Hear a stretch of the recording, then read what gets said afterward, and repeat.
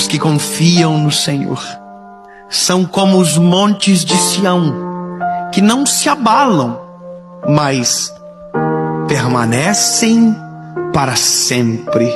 Se a sua família estiver ancorada em Jesus, nenhum vento, nenhum mar, nenhuma tempestade, nenhum furacão vão destruir a sua família, porque tudo aquilo que está ancorado na rocha subsistirá. Veio a chuva, veio o vento, veio a tempestade, mas aquele que edificou a sua casa sobre a rocha permaneceu de pé.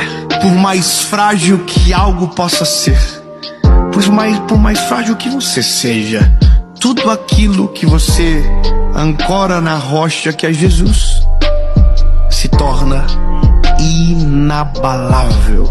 Se a sua confiança estiver em Jesus, você é inabalável.